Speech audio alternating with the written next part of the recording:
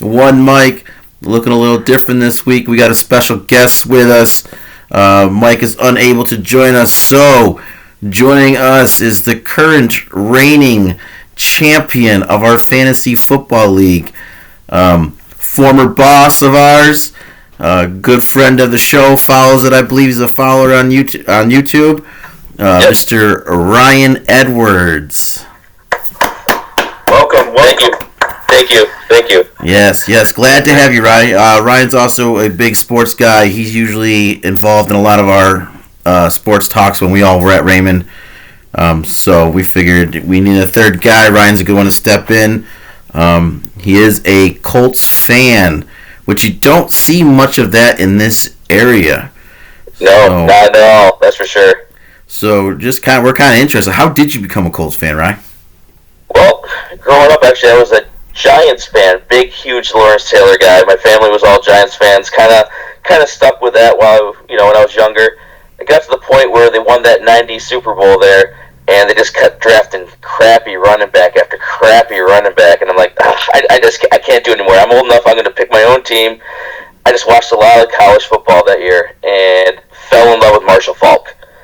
Yes, so I'm like, you know what? Wherever Marshall Faulk goes, I'm gonna root for them. And he got signed by the Colts, or got drafted by the Colts, and I'm like, they're gonna go 8-8, and they go 8-8 that year. I'm like, okay, perfect. The next season they take Marvin Harrison, Syracuse alum.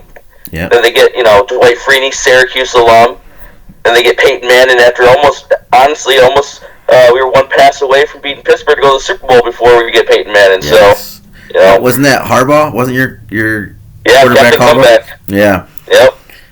Well, that's pretty cool. That's a good one. I don't know what it is about. Ever since. Yeah, I don't know what it is about the Colts uniform, but they always look really clean to me. So I've always respected the Colts as a team, and I do cheer for them. And I also liked Dallas Clark when they had him too. So.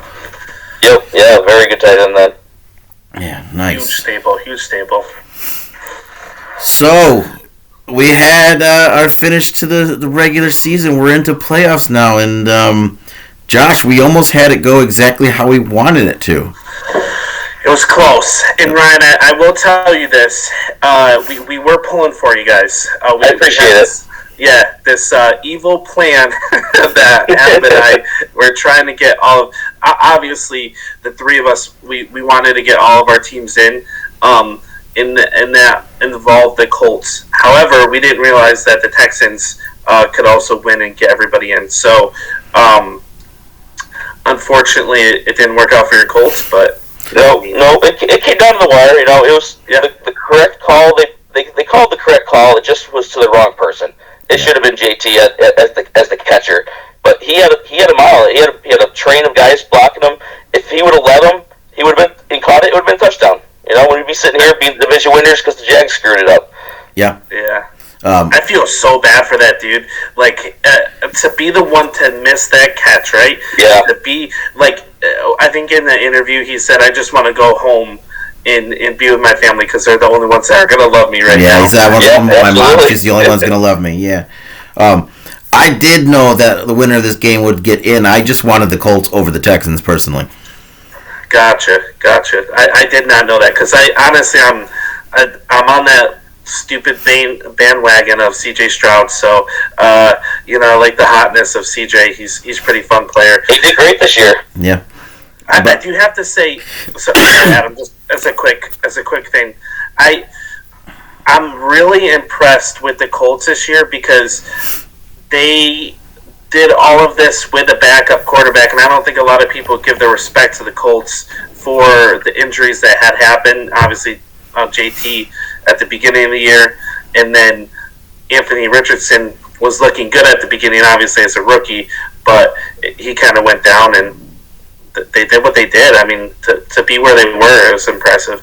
Yeah, no, it was a huge season. I didn't really expect more than 5-6 wins. To hit 9-7 with potential to win the division was a big season for us. Yeah. Yeah, they played well. I mean, Josh Downs' emergence, I would say a little bit, was a little surprising to me. Yep. Gardner Minshew is a great one to have as a backup quarterback because he's serviceable. He could come in and step in as he proved when Anthony Richardson went down. And I feel like your guys' defense played a lot better this year than it has in the past too. Yeah, I think it was definitely hit and miss. I mean, the run defense was definitely up and down. The secondary still is a big hole in our defense, but they came through in some of the games. Just I think we fluctuated too much. Yeah.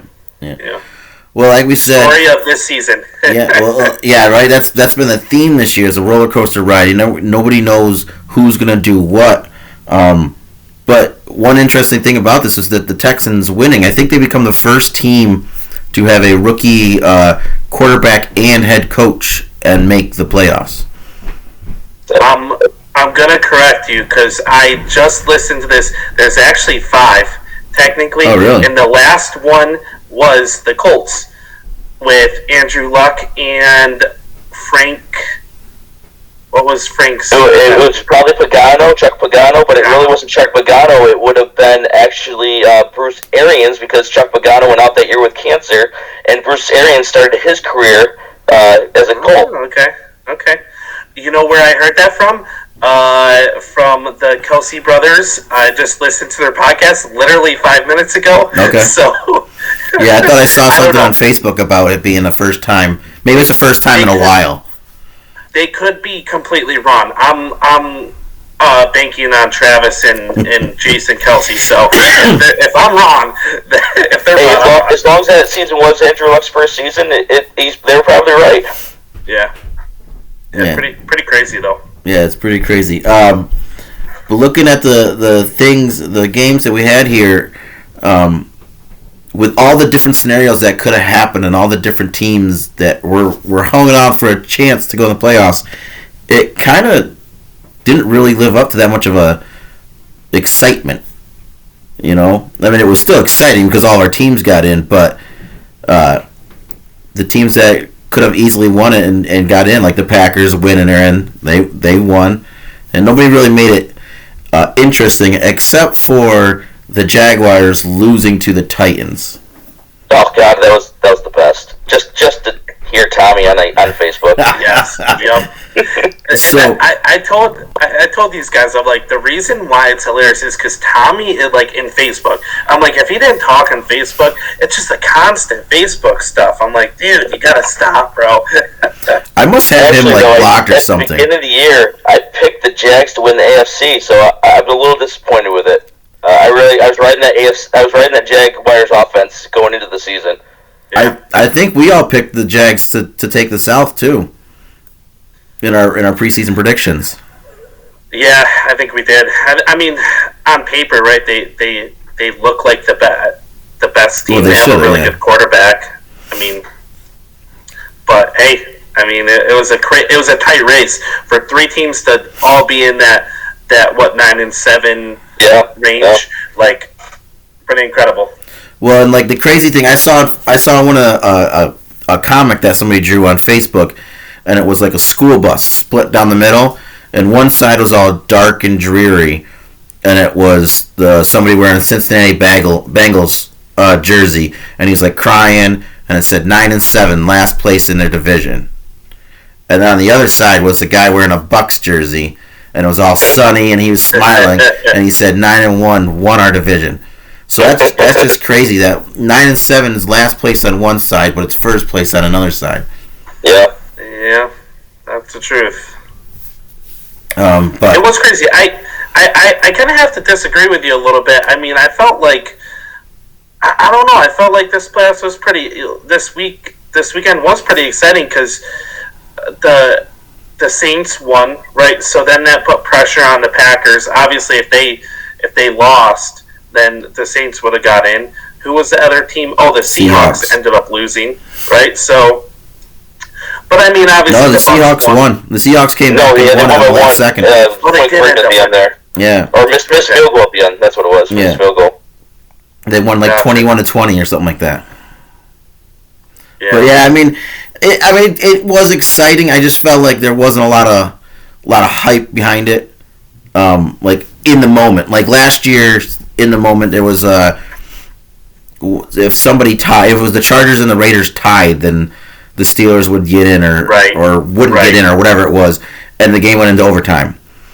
there wasn't like those nail biting moments. It went down to like 2 minutes left in overtime. I just feel like there wasn't that many like nail biting. Like, are they going to get in? Or are they not going to get in? You know, by the time Monday rolled around, Buffalo was playing for the 2 seed or the 6 seed. They knew they were in, but what were they going to be? You know, like it was still exciting, because obviously these teams that you were like, I don't know if they're going to get in or not, like the Steelers, the Bills, who started getting hot at the end of the year, but still had a chance to miss it, and then they ended up getting in. So it was still exciting. Yeah, I mean, just felt like the Bills went 6-6, and they just railed off all those wins. Yeah. Yeah. Yep. Yep. So the way it shakes down is we got the Ravens, the 1 seed, the Bills getting the 2 seed, Chiefs 3, Texans 4, and then the Browns, Dolphins, and Pittsburgh on the AFC side. So I think that's a pretty good amount of team. They all have at least 10 wins, which is good to see, you know. And then on the NFC side, where we went 49ers, Cowboys, Lions, Bucks, right? Yep. And then the wild card was the Eagles, the Rams, and the Packers. Yep. And 2 of those teams got in with only 9 wins, you know, limping into the playoffs there. Yeah, I mean, your Steelers, I feel like, were like, when you said a strong ending, I mean, I get it's a strong ending, but, you know, I feel like a limp, you know, they were also limping in, buddy, so I don't want to hear it. No, they definitely limped and came in through the back door to get into the playoffs, that's for sure. When we hit that that's what Pittsburgh does, though. They start out, like, the last few years, start out really, really cold, and all of a sudden, hey, we're above 500, we're in the playoffs. Yeah. Well, like the theme of this year is the roller coaster. When we hit that 3-game skid against the the Cardinals, Patriots, and Colts, that was just bad. I didn't have any hope for us then. The only one I was okay with was the Colts, because I was like, you know, they're actually a better team than what their record was showing. But when we lost the Cardinals and the Patriots back to back, I was like, oh man, I don't know. Josh Dobbs, baby, you know. Actually, ironically, the Cardinals beat 3 playoff teams this year. Mm-hmm. Yeah. Mm-hmm. At least, yeah, because they beat the Cowboys, the Eagles, and the Steelers. Yeah. Oh, yeah, it's weird. This year was, I mean, Ryan, obviously, you know, you watch a little bit, but we've talked about this year being such a huge, like, roller coaster. I feel like at the end it kind of solidified some teams. Obviously, the Ravens look really good. The 49ers, obviously, they looked pretty dominant until they played the Ravens, right? And then it was kind of like a question mark. This year has been probably the biggest. This year, I feel like there's not a clear. Maybe we can say Ravens now, right? But I feel like we were talking about in the playoffs, you could have a team that's a wild card team come out and just take it all, right? And it could be this year. Who knows? I mean, we talked about the Bills, right? But obviously they got the 2 seed. I can see the Rams running the table with that offense. Yep. All they have to do is play halfway decent defense. Yeah. Very true. Very true. Yeah, I think this year the games are a lot more. They're closer in expectations than in the past years. The past years it's been like, oh, the 2 seed's going to destroy the 7 seed, or the 3 seed's going to destroy the 6 seed. You know, like, I just feel like this year it is any given Sunday or Saturday, and it is who's caught hot. And looking at the teams in the playoffs right now, you could say the Steelers caught hot, but I think it's really just their run game finally catching on at the end of the year. The Bills obviously got hot. The Browns were hot. The Packers started putting some stuff together. You know, the Rams have a chance to go on a streak. The Cowboys got hot at the right time. The only 2 teams, well, 3 I guess, that I'm a little nervous for in the playoffs are the Chiefs, the Dolphins, and the Eagles. I think they started going down towards the end of the season. Agreed. I mean, hell, the Dolphins are firing, you know, offensive coaches or defensive coaches before the playoffs even start. Yeah. Which is crazy to think about. Yeah, and the other crazy thing that I've been hearing is just, I mean, it's just rumors right now, but Sirianni and McCarthy could be on hot seats if they're a one and done in the playoffs. The Eagles and the Cowboys could be looking for a new coach. Well, and that's ridiculous. I mean, the Cowboys being 12-5, they're the same record as the Niners. Mm-hmm. I mean, Eagles just one game behind them. Mm-hmm. And it's crazy, but Yeah. it's just crazy. It's just how it's gone. I mean, look at Tennessee firing Mike Vrabel. That was a shock to everybody too. But Yeah, there's a little mix in there. I feel like we all have this feeling like he's going to go somewhere specific. I think it was all in the master plan. I don't know. We think a certain team might get him. Who knows? They'll take Vrabel as a head coach and sign McDaniel as an offensive coordinator. Yeah. Yeah, there you go.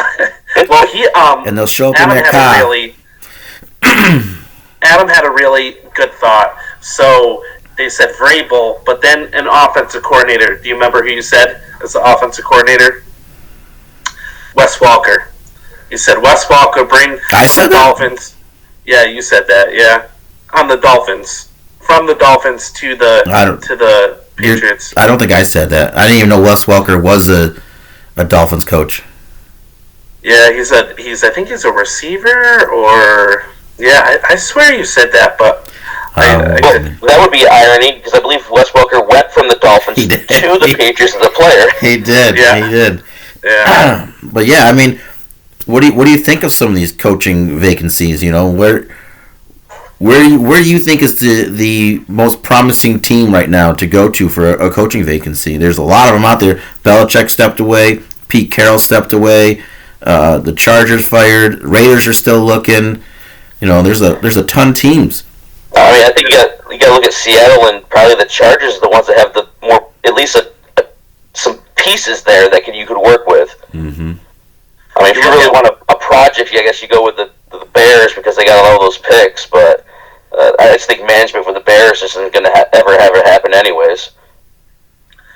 Yeah, and I think like Washington specifically, I know that Adam, you really love what's his name? Eric Bieniemy. Eric, yeah, Bieniemy. But and who knows, he might be able to get chance to be the head coach. But they also have the second overall pick, right? So you get a new coach in there, you draft your quarterback that you want, and then you start off with a team. I feel like that might be a hot job coming out. Yeah. Looking at roster wise, I would say I would agree with you, Ryan. The Chargers or the Seahawks. Looking at trying to build your own team wise, the Washington's a great spot to look at because they do have high picks. You can get pretty much whoever you want. But with the Bieniemy thing, I've said from probably like mid-season on, I think I see him in Chargers next year. I see him as the Chargers head coach next year. It's interesting because I haven't heard a lot about him at all. Like, at all, really. Like, They haven't talked about him going to be a head coach, as far as what I've heard anyways. Yeah, no, I haven't heard a lot of talk about him. I just have a feeling. I know a couple years ago, Patrick Mahomes was out defending him and saying he felt like he really deserved a head coaching position. And I think, especially those teams where in a division and you're looking to beat, the AFC West is looking to beat the Chiefs, why not go get somebody who's helped build the Chiefs? Help get them to the offense that they had and give him Justin Herbert and Keenan Allen and Mike Williams and Quentin Johnson and Eckler. Like, I think he could do a lot with that team. Well, Eckler could be off that team this year. He's going to be free agent. He could be. Yeah, and it was a rough year. I'll tell you what, Jim Harbaugh, where's he going next year, right? Because obviously he probably won't go back to Michigan with all the allegations. And I think a Chargers would be a really good landing spot for him. And he played there too, didn't he? No, he didn't play at Chargers, did he? For some reason, I feel like he was at the Chargers, but it might be somebody else. I don't think so, but I guess he could have. One of those kind of one-year stops or something. I might be thinking of somebody else, though. But with Herbert, Herbert really hasn't shown his full potential, I feel. He's really good. But Harbaugh has this thing for quarterbacks where he can be able to develop them. So maybe going in there, helping Herbert out, might be a good fit between the two of them. So yeah, it could be. But I could also see him in Raiders black and silver. Harbaugh. Yeah. You wonder if they're going to give AP the head coaching job, keep him where where he's at right now. I mean, he did a really good job with him. So Yeah, I've seen a few things about Josh Jacobs came out and is backing Pierce. Yep. I think they just held Jalen Daniels as a they brought him in and talked to him and gave him a recruiting thing, and he really likes Antonio Pierce. So it looks like they could be setting up to keep him, but I don't know if one of these bigger names comes along and says they're interested in the job, they might go with one of the bigger names too. They got the wins after he got the job, so I mean, he definitely was doing pretty well. Yeah. who would you say out of all the coaches that got fired was probably your most shocking move, Ryan? What do you think? I'd probably go with Carroll only because they still had a decent job, and I don't know if he was fired as much as he just kind of stepped down, but I'm sure it was probably a mutual step down. But I think that was the shocker. I mean, Vrabel probably next just because they did beat a division rival. I know they had a bad season and all, but he was a rookie quarterback / Tannehill. It was a building year for him. And they knocked the Jags out. I mean, how do you beat the Jags, knock them out, and then go, hey, you're gone, see you, bye? Yeah, right. Yeah. Because he had 2 years of 7-10. He had 4 years in a row of winning, and then they gave 2 years of 7-10, and he's gone. That was probably my biggest shock was Vrabel being fired. And then I feel like I didn't hear a lot about Pete Carroll, and then all of a sudden one day I was like, oh yeah, the Seahawks are looking for a coach too. So I didn't even realize until today. So I was reading an article and I saw his name and like who was the coaches fired, and Pete Carroll was on there. I'm like, what? I didn't realize he actually ended up stepping. I don't know if he stepped down. You could be right, Ryan, on that, but he's becoming an advisor for them. So he's not leaving the organization, but he's staying with them. So I don't know. I mean, yeah. So. I believe he did step down because I think I saw something where Carroll, Belichick, and Nick Saban all stepped away from their coaching jobs. Right.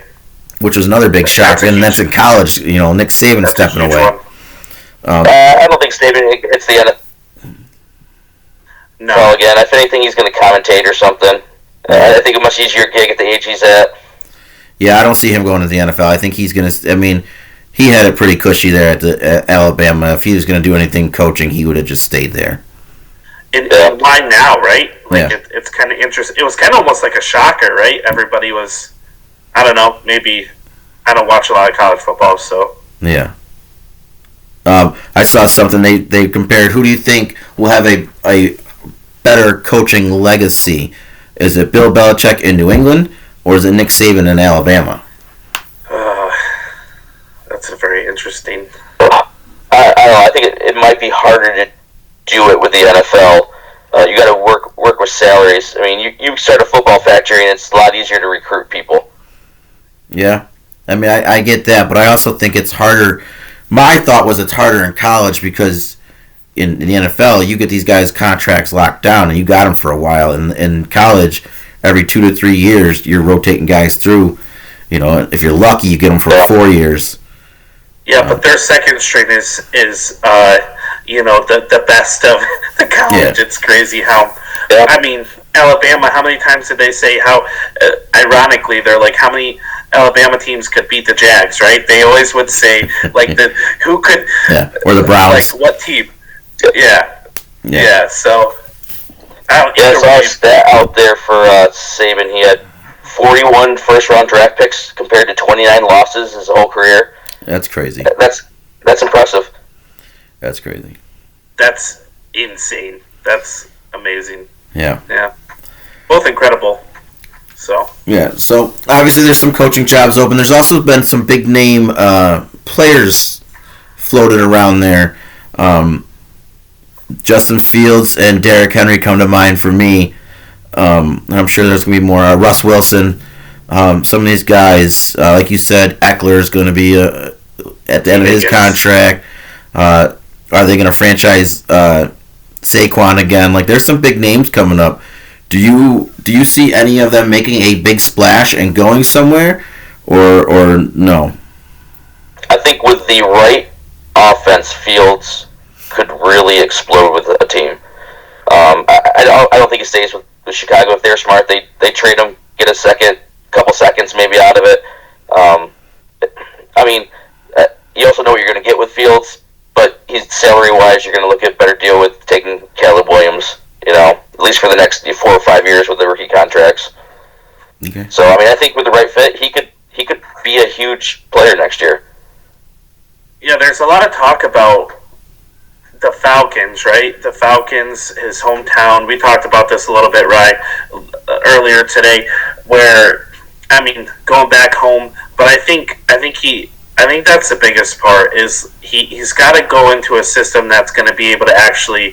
It's kind of like Jalen Hurts, right, where they built around what he needed as a quarterback, and I think that's going to be the biggest thing.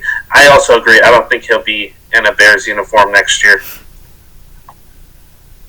Yeah, I mean, Henry's going to pick up somewhere, but I don't think he's going to be the major force he used to be. I mean, I think this is kind of his last 4 games was kind of his last hurrah. I mean, most of the season he kind of dragged us behind a little bit. Yeah. On the Fields thing, obviously, if you've been following us for the last couple of weeks, I'm high on the Steelers offering something to get Fields, especially if they don't fix that offensive line. We need a mobile quarterback. And I think there's enough in him with the weapons that the Steelers have that they could do something with Fields. The other one is Derrick Henry. I've seen a few things about him going to Dallas, and that intrigues me. Because I think as good as Tony Pollard is and was doing, I think he's not their number one guy. He needs to be the spellback. He needs another guy in there with him, and I think Derrick Henry and Tony Pollard together could be something good down there in Dallas. Agreed. They were talking about that at the trade deadline as well, and I was kind of shocked they didn't make that move. Yeah.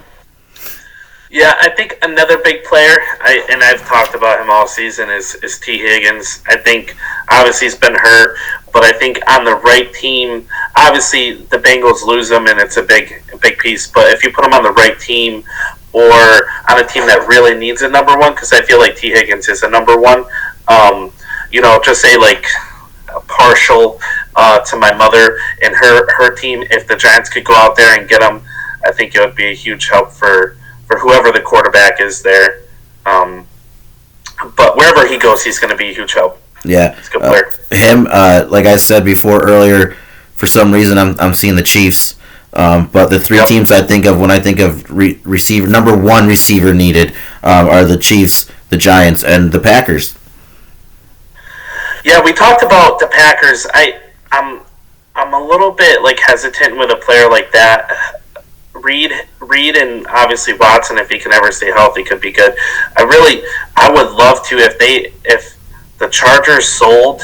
I told you already. If we could get a Keenan Allen, oh my God, a possession receiver, we need that. We need the move the chains kind of guy in the slot.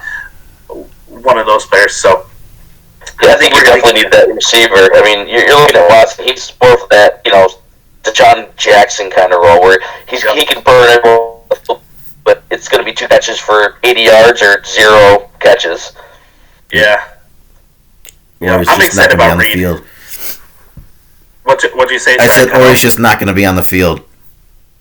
Yeah, 100%. He's been terrible. I'm excited about Reed. I think he's going to be the next up and coming player for us, at least. I think his shiftiness, I see a little bit, and I know this is a huge stretch, but I really see a little Tyreek in him without the speed, as much obviously, but he can. I don't know. I feel like he gets open somehow, but yeah, he had Wicks at the end of the season too. Wicks, Heath was another player. We got a lot of rookie wide receivers that kind of stepped up, so we'll see. Reed's one of those guys. I think you'll hear his name more and more in the fantasy talk. Yeah. No. I hope not, but. Looking at the playoffs, do you have certain team looking at the AFC? Everyone thinks Baltimore is the team. Do you, looking at the rest of the AFC, do you see anybody who could dethrone Baltimore right now as the favorite out of the AFC? I think that'd be tough to. Right now, it's tough to dethrone Baltimore. I'd see someone do it, but right now they look like the one team that can see just take it all. Mm-hmm. Yeah, it's interesting. Obviously, we've talked about Buffalo. Buffalo's so sporadic. If they can get hot and if they can figure out whatever they're figuring out, and Diggs can actually be a part of their offense, Cook dropped like a crazy. I don't know if you guys saw that pass in the end zone against Miami. That was like a crazy. But they have weapons, so I think if anybody, I think they would be the ones to contest with them. Yeah, short of Cleveland's going on a defensive streak. Well, that's the thing is I was saying Buffalo, the way they're getting hot and the way they're playing, I can see them doing it. And then honestly, I think Cleveland has a shot just because they're division rivals, and you build your team to beat your division, which is another reason why I would give a very, very slight outside chance to Pittsburgh too, just because they always battle each other so tough. But I think the best chance is probably Buffalo. I'd probably say Buffalo, and then Cleveland, and then I don't know if the Chiefs could do it. I don't think the Chiefs could do it the way their receivers have been struggling. I don't see Miami doing it, and I just don't see the Texans being able to do it either. I agree with that. Yeah, it'll be interesting. I mean, who knows, right? Again, the season of a roller coaster, so anything could happen, and something like crazy could happen. We're like, yep, this is how it went. So. Yep. Do you have a favorite coming out of the NFC? Is there someone you think is dominant out of the NFC, or is the NFC so close? Because I think it's pretty darn close. Is it so close it can be like little coin flips to see who's going to win that? What do you think, Ray? Sadly, I don't want to take the Bowen place, but I actually like the Cowboys. It's the heart a little hard, but okay. Dak has been in the top 4 or 5 in every quarterback category this year, and CeeDee Lamb has just been a monster. Yeah, I'm right there with you, Ryan. I mean, especially if somebody could come in and knock San Francisco off, and Dallas could stay at home throughout the playoffs. They're a different beast at home than they are playing on the road. Yeah, I think it all depends on Dak, right? Dak is like their key to success, because I feel like when he's had bad games, and it sucks because he's kind of one of those players where it's like if he's kind of like Josh Allen a little bit. When he's bad, like everybody hates on him, right? And he's good, he'll get the praise. But I think the 49ers are just a well-rounded team. If they can stay healthy in the playoffs, I have a hard time believing that any team, no matter who it is, could beat them. Yeah, I can see that, but yeah, I'm kind of with you on this one, right? I think Dallas is just clicking right now, especially when they got CeeDee Lamb balling out, and then Brandon Cooks has started coming on too here at the end of the year. So I think Dallas is one to keep an eye on. Speaking about the playoffs, though, a lot of interesting stories with this playoffs this year. You got the McCarthy Bowl and the two guys won Mike Bowl. You got the Goff and Stafford game. Probably the biggest one. Yep. Right there is Stafford going back to. There's the Watson Bowl, Texans in Cleveland. There's a lot of interesting underlying stories here going on. Tyreek, KC. Yep. Tyreek. Yep. Miami and KC, the Tyreek game. There are, with all those conspiracy theorists about NFL being rigged, if there's a year to point to it that's saying it's scripted and it's rigged, this playoffs year, it has to be the year to point to. Because there are just so many stories lining up. Well, if Cleveland wins, they face Baltimore, so Flacco versus Baltimore as well. Yeah, I mean, it's crazy. It would definitely be interesting, for sure. It's kind of cool, though, that they have kind of some of these storylines a little bit, right? I mean, yeah, makes it interesting. And then one that's not really a storyline that hasn't really been spoke about, but I did bring it up a little bit ago. I think it was actually the podcast that didn't work for us, our best podcast that nobody will ever see. I warned Mike about the last time a call screwed the Lions against the Cowboys, and then the Cowboys had to play the Packers in the playoffs. That was the Dez Bryant no-catch game. Yeah. And this year, the Lions get screwed with that ineligible receiver, the reporting, and now they got to play the Packers first round in the playoffs. So that could be an interesting development. What, last 10 games, Packers owned them, 9-1? Last 10? Yeah, and I love it. I was fussing on Mike today on text, and I was like, Mike loves being the underdog. He always, because obviously Dallas always gets, destroyed with being America's team and blah blah blah whatever. And I'm like, I'm just loving this underdog story right now, where we can come in there and we have no expectation to win. Everybody thinks that Dallas is going to run us over. Guess what? One key injury, or he's day to day, but Jazeer Alexander tweaked his ankle, so I'm a little sad about that. Hopefully he can get back and be okay, because that matchup between CD and Alexander would be a good one. Yeah, but you played like 3/4 of the season without Alexander. Yeah, I mean that's true, but we're a better team with him, right? So, I mean, especially in the playoffs, you got all these good receivers too. You're going to need them. Yeah, and talking about controversy, because Alexander did kind of a silly thing by going on in the coin flip, right? We talked about that. What did you guys think about the controversial play of Jameis Winston calling the touchdown at the end of the game to...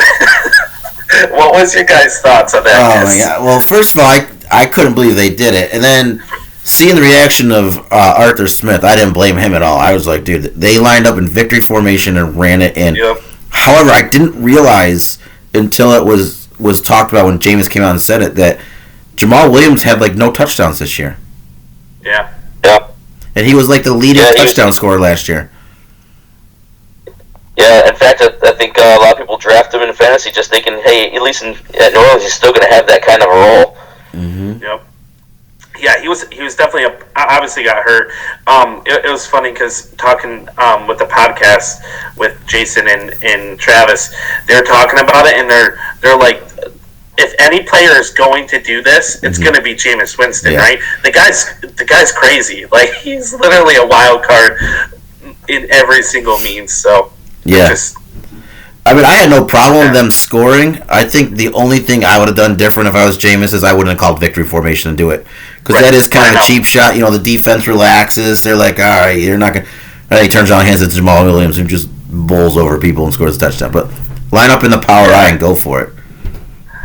Oh man, and Dennis Allen looked like a deer in headlights. He's like, I didn't know, man. Like, I'm sorry, bro. It just he's just going off. I was waiting for him to throw hands, man. I was waiting for a right hook to come, because Arthur Smith had to know at that point his job was done.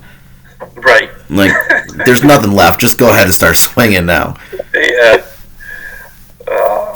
It was crazy though. Definitely a funny little end. I mean, I think it's super inappropriate of him to do that. I mean, it was like ridiculous. They're already up. I mean, but what are you gonna do? Did you see Jimmy Graham's quote about that? Just play with it. Yeah. Did you see Jimmy Graham's quote about that? No. He came out. Jimmy Graham, the tight end. Oh yes. He came out and he said something about like it was the call of the players on the field. Dennis Allen had nothing to do with it, blah, blah, blah, and he goes on and on and on. And at the end of it, he goes, and F the Falcons. He did, yeah. So that, I mean, it's not a very well-known rivalry, but I'm guessing that's quite a big rivalry. They're the Saints and the Falcons. I mean, they're division, right? So, Yep. I mean, I guess I'd probably be pretty pissed off if somebody lined up in a victory formation. I would be too. I get it.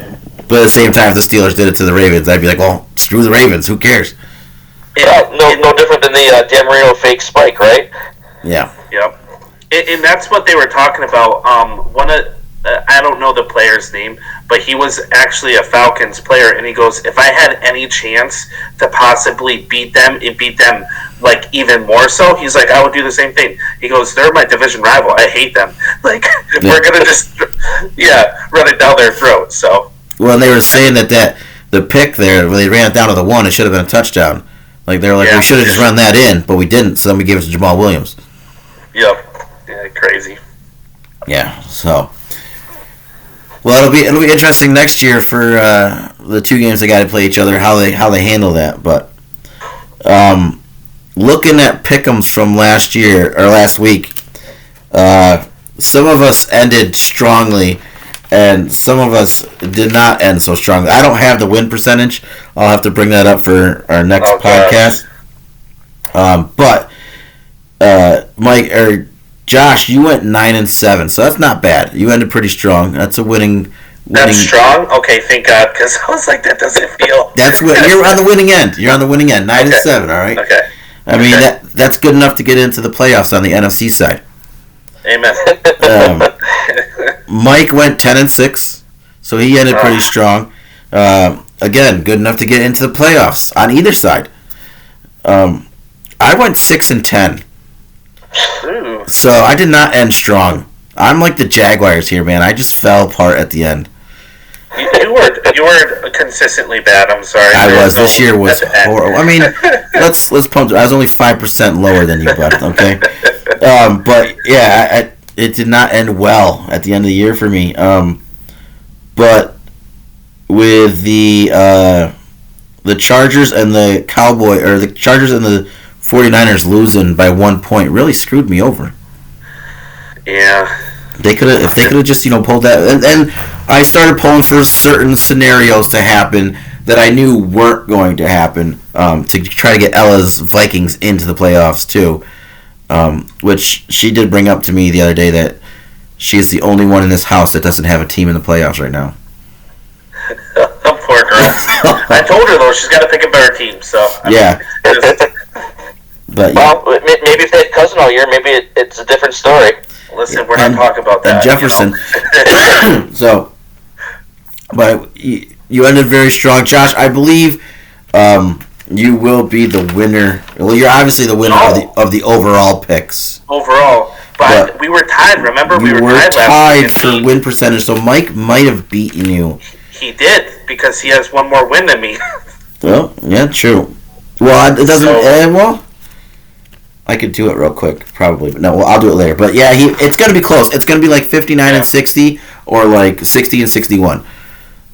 Yeah. So it'll be a close one, but he may have come back with a win percentage to take it. I think he did. Yeah. So that'll be interesting. But then that brings us into the wild card round of the playoffs and where we think everybody's what they're gonna do. So. Alright, so our first game, Saturday, 4:30, Browns and Texans. Mike has sent in his pick for Cleveland. Ryan, you're our guest. We'll let you go with the 3 Live crew here. Who do you think, Browns or Texans? Despite the great home record by C.J. Stroud, I got to go with Cleveland. Yeah, I'm the same way. I'd love to see these rookies, head coach and quarterback going to win, but I think I want to see Joe Flacco and the Browns win, and I think they will. So I'm going Browns as well. Yeah, it would be probably a different pick for me if Tank Dell was still playing, like if CJ still had all his weapons. But I don't know. It hurts me to say this, but I'm going to have to go with the Browns. Their defense is good, and I see them coming out in this one. All right. The next game, Josh. It would be the Dolphins going to the Chiefs. Or 8 o'clock. All right, Ryan, go ahead. Who do you got for this one? Are you going to go with your son and ride with the Dolphins, or are you going with the Chiefs? I got to go with the Chiefs. Tua can't handle the cold.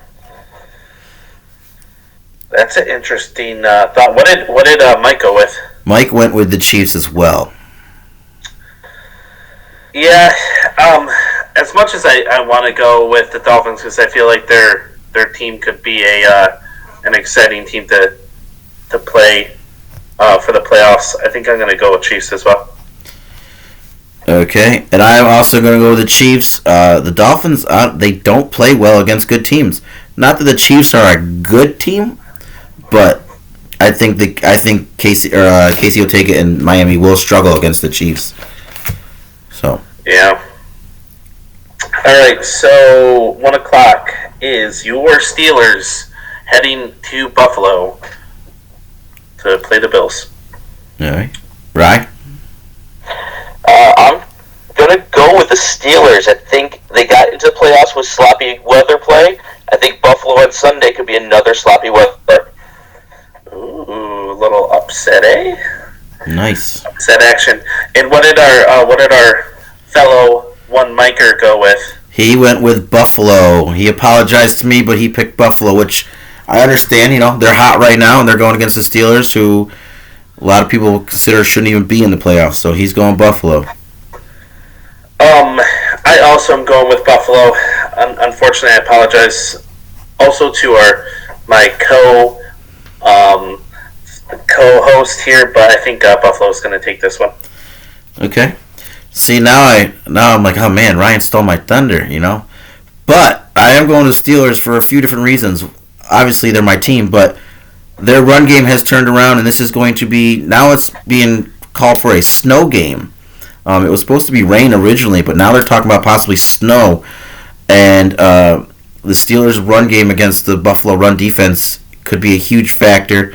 The other thing is Josh Allen has thrown an interception in 16 out of the 17 games this year, I think it was, or something like that. Like, he's thrown a lot of interceptions, and I think, the Steelers have intercepted the ball 16 games out of the 17 games.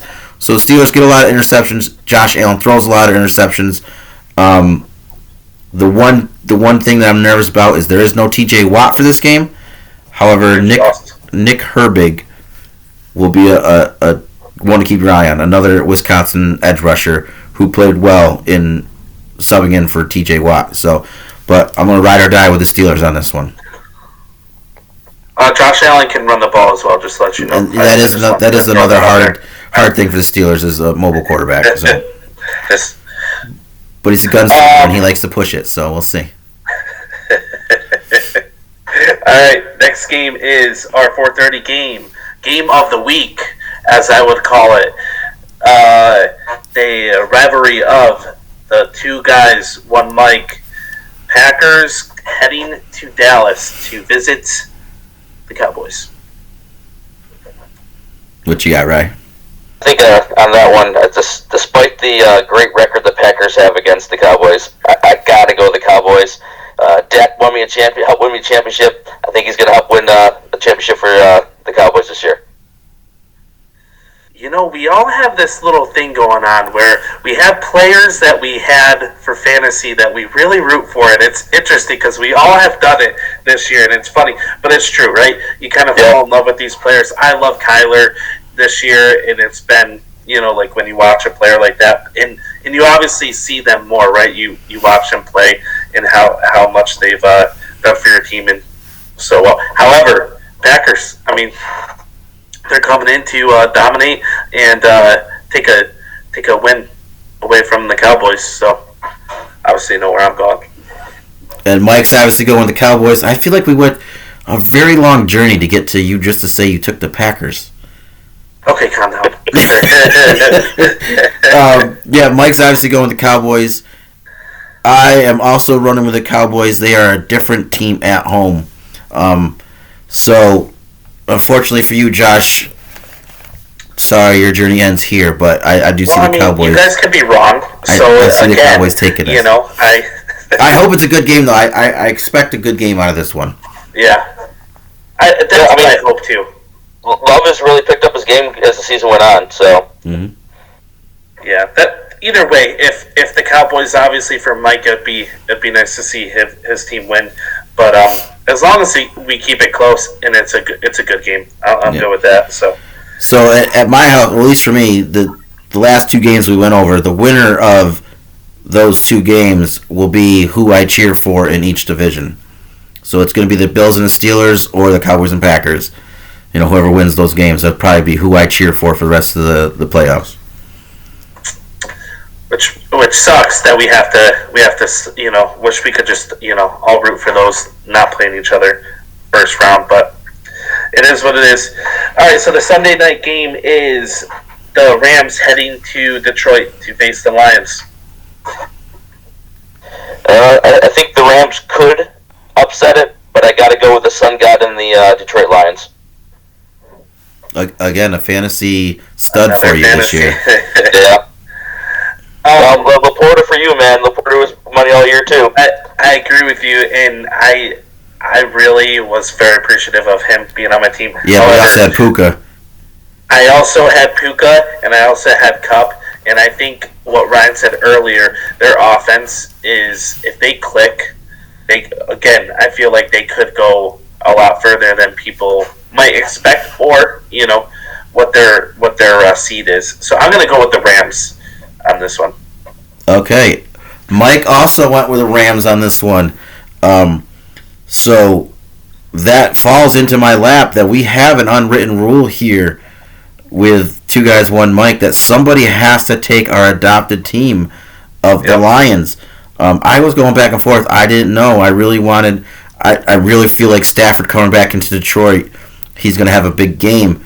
But I will take the adopted team. I'll run with the Lions on this one. It's in Detroit. They're a good team. I'm gonna run with the Lions. No shame in that game right there. I think that will also be another really good game as well. Yeah, I mean, looking at the schedule, these all should be good games. But I think the Cowboys, Packers, and Rams, Lions have a chance to steal the show of the weekend. Yeah, for sure. And then finishing it up for the wild card is our Monday night game. The Eagles heading into the, what were they, 9-7 Bucks? That's right. Man, this one's a tough one. Both quarterbacks could be out. I mean, geez Louise, they have the most injuries of any game we got going right now. I think the Eagles are a more talented team. Even playing on the road, I think Eagles can pull this off, even with the disarray. I got to go with the Eagles. Yeah, you know what they say, the playoffs are a lot faster paced, right? It's a different game when you get into the playoffs. And I think the Eagles are they've been there. They were there last year. I think they have a lot of experience, a lot of veteran players, and I think they're gonna take this one. So Eagles. Nice. I'm very tempted to take the Bucks right now. One, because it's in Tampa. Two, I haven't been high on the Eagles all year long. I don't think they're as good as their record shows. You said it all year, man. Yeah, and three, I think it'd be interesting to see what they do with Nick Sirianni if he loses first round. However, I have zero confidence in the Bucks either. So, looking at the rosters, I do feel like the Eagles players will show up a little bit more, but I think this is going to be a struggle for the Eagles to win. But I will, in the end, say the Eagles win this game. And what did Mike go with? Mike went with the Eagles. So we do have a clean sweep there, and then we did have a clean sweep with the Browns, correct? And Kansas City. Yep, we have three clean sweeps. Kansas City. Okay. Yep, Browns, Kansas City, and Eagles. I think that's how interesting the playoffs are going to be, right? With obviously we all have teams. Besides you, Ryan, apologize. You're good. Yeah. So like homers obviously are going to be in there, but it's going to be interesting postseason for sure. Agreed. And like you guys said at the beginning, any given Sunday on this one, because this season has been very, very weird. It has. It's been the roller coaster, but it's been very entertaining. Both the football season and the fantasy. I feel like the three of us sitting here, and then of course Tommy, who always gets lucky, but we stayed very competitive all year. So it just made a very interesting year this year. It was a lot of good football this year. Yep. For sure. So after this week, we'll see how things shake out. A lot of interesting games. Like I said, the Lions-Rams or the Cowboys-Packers game I see could steal the show. I do expect a lot of all these games pretty much to be close, but every year there's a surprise game where somebody just blows out the other team, and I'm a little nervous as who that could be this year, because I can see a blowout coming my way. So, but yeah, it'll be interesting to see what happens. We're in the playoffs. Yeah. Here we go. We are in the playoffs. And Ryan, thank you for everything that you've done. Not only being on the show with us, but also being a big supporter of our podcast and sharing the love. And we appreciate you being on here. Finally. Hey, not a problem, man. I love hearing you guys. You guys doing what you love. It's awesome. Yeah. So another great week. We're here in the playoffs. We're ready to go. So until next week, that's two guys. One Mike. Star and Ryan. Let's go. Peace.